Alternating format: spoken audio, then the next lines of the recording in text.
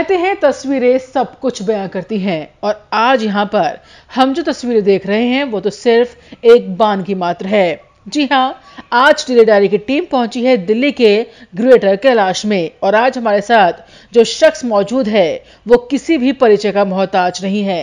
एक ऐसा चेहरा जिसे आप भली भांति अवगत होंगे। जी हाँ, आइए मिलते हैं युवा तांत्रिक गुरु आचार्य शैलेश तिवारी से। नमस्कार, स्वागत है आपका डेली डायरी न्यूज में। डेली डायरी में मेरे साथ आज मौजूद एक ऐसा शख्स जिसे किसी भी परिचय की आवश्यकता नहीं है। तमाम टीवी चैनल्स पर आप रोजाना इनसे रूबरू होते होंगे। आज डेली डायरी के माध्यम से हम आपसे मिलवाने जा रहे हैं युवा तांत्रिक गुरु विश्वविख्यात आचार्य शैलेश तिवारी। आइए उनसे जानते हैं राम मंदिर पर उनकी क्या राय है और आखिरकार कब मिलने वाला है देश को राम मंदिर। आचार्य जी, बहुत बहुत स्वागत है आपका डेली डायरी न्यूज पर। बहुत बहुत शुभकामनाएं डेली डायरी न्यूज को। जय श्री राम। देश जाना चाहता है 2 दिन की धर्म संसद का आयोजन हुआ, लाखों की संख्या में लोग पहुंचे, लेकिन एक बार फिर से मायूसी हाथ लगी लोग। देखिए, धर्म संसद जो है, इस सनातन धर्म में धर्म संसद की व्याख्या दी हुई है भगवान विष्णु उपनिषद में।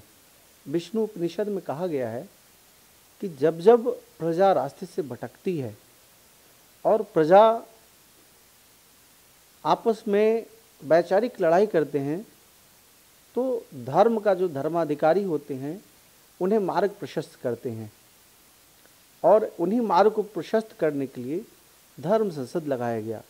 धर्म संसद में मूल मुद्दे, जो मुख्य मुद्दे हैं, वह राम मंदिर का है, लेकिन देश में और भी सनातन धर्म की रक्षा के लिए और भी बहुत सारे मुद्दे हैं, जिसमें गो हत्या को बंद कराने का नया कानून लेकर आना, माँ गंगा के अविरल धारा को प्रवाहित करने के लिए माँ गंगा की स्वच्छता अभियान को पूर्णता प्राप्ति कराना। इसके साथ ही साथ देश में धर्मांतरण भी बहुत ज़्यादा हो रहा है। आदिवासियों के, जो गरीब आदिवासी परिवार के लोग हैं, उनको जो है शिक्षा का, धन का और खाने पीने का लोभ दे करके धर्मांतरण किया जा रहा है। इन सब मुद्दों पर भी धर्म संसद में जो है चर्चा की गई। मुख्य मुद्दा जो है वह राम मंदिर ही है। शीघ्र राम मंदिर का निर्माण कैसे हो, इसके लिए पूरा संत समाज एक अभियान छेड़ा है। उसके पीछे आप देखते होंगे हर 5 वर्ष के बाद राम मंदिर का मुद्दा आता है। ऐसा नहीं है, राम मंदिर का मुद्दा जो है वह पिछले 550 वर्षों से चलते आ रहा है। लोगों को पता नहीं है कि इसमें 5 लाख से ज़्यादा सनातन धर्मावलंबी भगवान राम प्रेमी लोगों ने अपनी प्राण की आहुति दे दी है। लेकिन स्वामी जी, यही तो सवाल है कि 5 लाख से ज़्यादा लोगों ने प्राणों की आहुति दे दी, मंदिर नहीं मिला। अभी संतों का धर्म संसद था, लोगों को उम्मीद थी कि संतों के द्वारा एक तारीख का डिसाइड होगी, जो हुई नहीं। कहीं ना कहीं लोग मायूस हैं। अब संत, मतलब राजनीतिक गलियारों से तो मायूसी मिल ही रही है, अब संतों के द्वारा भी उन्हें मायूसी ही मिल रही है। देखिए, रामभद्राचार्य जी देश के बहुत बड़े संत हैं। उन्होंने धर्म संसद में अपना एक वाक्य बोला कि उनसे कोई केंद्र के मंत्री मिल करके उन्होंने बताया कि अभी 11 दिसंबर को जो चुनाव का रिजल्ट आने वाला है, इस रिजल्ट के बाद जो है संसद में नया कानून लेकर के आया जाएगा भारतीय जनता पार्टी के द्वारा और राम मंदिर निर्माण की शीघ्र तारीख को निर्णय किया जाएगा। तो कब तक उम्मीद करे देश, कब तक राम मंदिर मिलेगा? 11 दिसंबर एक नई तारीख मिली है, लेकिन अभी भी उस तारीख पर विश्वास करना बहुत मुश्किल है, क्योंकि चुनाव आ गया है, राजस्थान का चुनाव है, 11 तारीख को 3 राज्यों की सरकार बन जाएगी। उसके बाद कहीं ना कहीं आश्वासन है, विश्वास नहीं मिला है। देखिए, आश्वासन से आस्था बनता है और आस्था में भगवान का वास होता है। और सनातन धर्म में कहा गया है विश्वासम फलदायकम, विश्वास से ही पूरी दुनिया टिकी हुई है। आप लोग विश्वास रखिए, राम मंदिर 2019 में ज़रूर बनेगा। सरकार अभी तक जो है सिर्फ और सिर्फ सुप्रीम कोर्ट के मार्गदर्शन और सुप्रीम कोर्ट के निर्णय पर आधारित थी, लेकिन जिस तरह साधु संतों का रोष है, एक साधु संत समाज के साथ साथ पूरे सनातन धर्मावलंबी पूरी दुनिया के लोगों का एक रोष है कि राम मंदिर का निर्माण अयोध्या में शीघ्र होना चाहिए। क्योंकि राम मंदिर का निर्माण अगर अयोध्या में ना हो तो क्या मक्का मदीना में होगा? आज हिंदुस्तान के 99% मुस्लिम भाई लोग भी राम मंदिर बनाने के समर्थन में हैं। 1% वैसे लोग, छदम लोग, जो समाज को बांटने का, तोड़ने का और युद्ध की हालात स्थिति उत्पन्न करने की स्थिति में रहते हैं, वही 1% लोग नहीं चाहते, क्योंकि यह भारत भूमि भगवान श्री राम की भूमि है।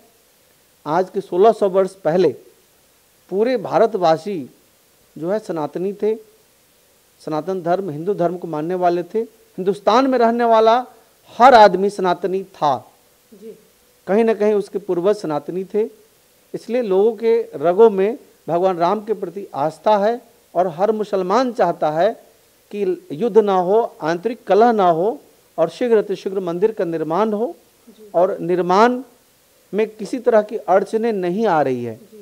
अड़चने सिर्फ सर्वोच्च न्यायालय के द्वारा आ रही है कि तिथियां जो है आगे बढ़ रही हैं। 29 अक्टूबर को जो सुप्रीम कोर्ट के 3 जजों की बेंच ने जो निर्णय दिया, जिसमें मात्र 2 मिनट देख करके और जनवरी की तिथि बढ़ा दी गई, या कहीं ना कहीं चल रहे चुनावों के परिणाम हो सकता है कि जो राम मंदिर का अगर तुरंत फैसला आ जाता या कार्रवाई शुरू हो जाती तो 5 राज्यों में जो चुनाव हो रहे हैं, चुनाव कहीं ना कहीं बाधित होती और अभी जो सत्ता पक्ष है उसको कहीं ना कहीं विशेष लाभ होता।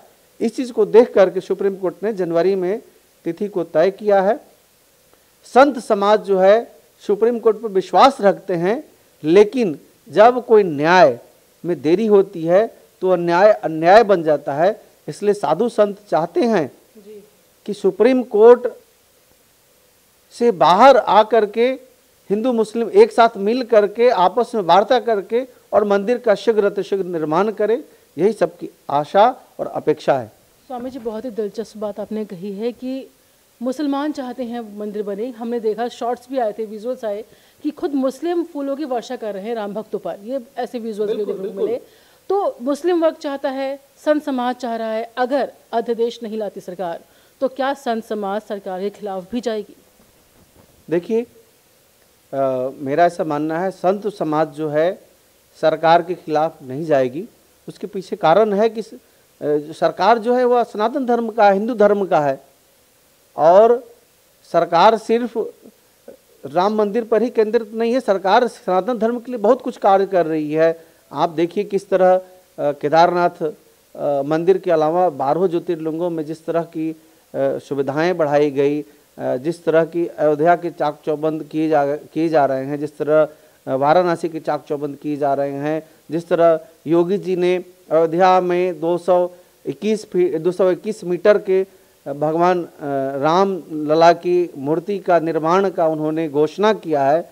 इससे संत समाज में 10% खुशी आई है और फैजाबाद के नाम को भी बदल दिया गया है। अगर किसी और पार्टी की सरकार रहती तो ऐसा काम नहीं कर पाती। आप पीछे का इतिहास देखिए कि कैसे मुलायम सिंह यादव ने अपने राजनीतिक लाभ को प्राप्त करने के लिए कार सेवकों के ऊपर गोली चलवाई और बहुत सारे कार सेवक लोग मारे गए थे। खुल करके राम के पक्ष में कोई और पार्टियां नहीं आती है। इसलिए अभी भारतीय जनता पार्टी की सरकार है और भारतीय जनता पार्टी के प्रति साधु संत लोगों की एक आस्था और एक विश्वास है कि भारतीय जनता पार्टी ही राम मंदिर को निर्माण करेगी। चलिए गुरुजी, अच्छा लगा सुन के कि आपका सरकार पे विश्वास है। आपने एक और इंटरेस्टिंग बात की है, फैजाबाद का नाम बदल के अयोध्या किया गया है। नाम बदलने से क्या होगा? बहुत असर पड़ेगा। अभी तो भगवान राम की नगरी अयोध्या में उसके सटे हुए फैजाबाद का नाम बदला है। आने वाले समय में कहा गया है कि वहाँ पर मांस की बिक्री नहीं होगी, वहाँ मदिरा की बिक्री नहीं होगी, पूरी तरह से सात्विक बनाया जाएगा उस शहर को, अयोध्या नगरी की तरह बनाई जाएगी। तो स्वाभाविक है, जैसा जिसका नाम होता है वैसा उसके अंदर भावना होती है। अब कोई व्यक्ति, जैसे बाबर नाम था, वह आक्रांता था, उसके नाम से ही पता चलता है कि वह आक्रांता था, एक शासक था, वह घोर हिंदू विरोधी था, घोर सनातन विरोधी था। तो नाम का बहुत महत्व होता है और नाम से, चूंकि हम आप भगवान श्री राम का, जय श्री राम का नारा लेते हैं, नारा लगाते हैं, नाम लेते हैं, तो उससे एक वाइब्रेशन उत्पन्न होता है कि हम सनातनी हैं। कोई अल्लाह अकबर करता है तो उससे महसूस होता है कि वह व्यक्ति इस्लाम का समर्थन करने वाला है और वह व्यक्ति कट्टर है। इसी से नाम का बहुत प्रभाव है, इसलिए फैजाबाद का नाम बदला है, अयोध्या हुआ है, तो अपने आप में बहुत ही सुखदायी हुआ है। तो ये थे हमारे साथ युवा तांत्रिक गुरु आचार्य शैलेश तिवारी, जिनका सरकार पर पूरा भरोसा है। अब देखने वाली बात ये होगी कि आखिरकार देश को कब मिलने वाला है राम मंदिर और क्या भूमिका रहने वाली है साधु और संत समाज की। डेली डायरी की रिपोर्ट।